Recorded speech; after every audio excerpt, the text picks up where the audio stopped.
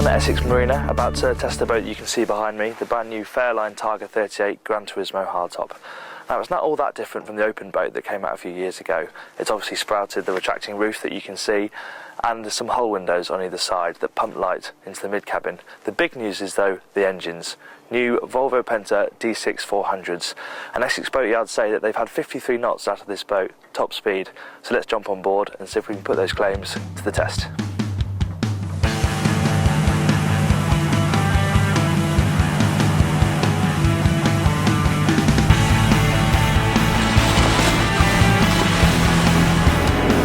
So from the helm, this boat looks exactly the same as the 38 Open, the big difference being that beneath these throttles there's 800 horsepower, and well, this is really what this boat's all about. I mean, flat out, she's going up to just under 45 knots, which really, for a boat like this with such great accommodation and a boat that's so comfortable, that's very impressive performance.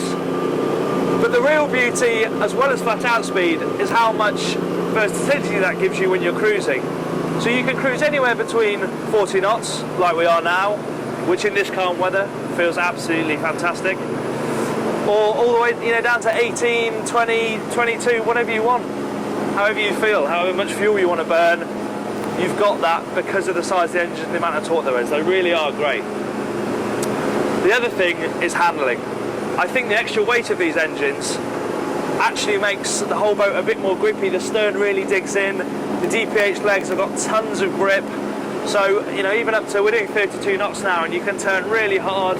There's absolutely no slide. Just a really safe, predictable, but definitely swift turn. One of the best bits about the original Targa 38 Open when it first came out were the level of details in the cockpit, which really set it apart from the competition.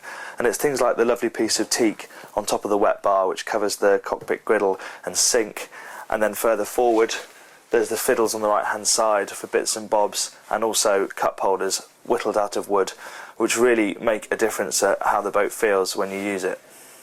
Much like up in the cockpit, it's the details down in the saloon that really make the difference. Yes, it's only a small space, but it's made to feel that much better by how much care has been taken over the design. And it starts on the companionway stairs with this banister actually, which is great, really good for steadying yourself on the way up and on the way down. And it doesn't just run straight down to the sole here, it actually curves round with the shape of the steps, which is really nice.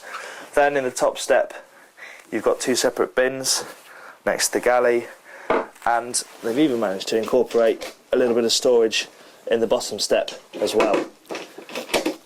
Every little piece of space is really well utilised, which is exactly what you need on a boat of this size.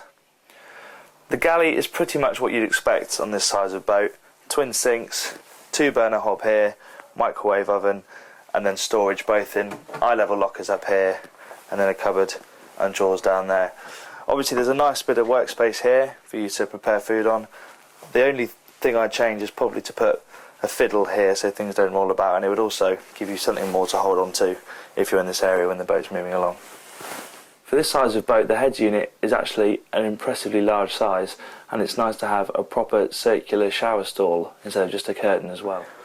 In this midships cabin, the big news has got to be these big windows here behind me. They all open, there's 3 on each side, and they just make the place feel a whole lot bigger.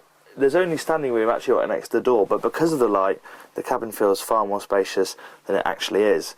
Another nice feature is the berths. When you first look at them, they look like 2 singles. There's a gap down the middle that you can shuffle down, but as easily as this, you just lift up the left-hand berth, slide it across, slots into place, and you've got a double.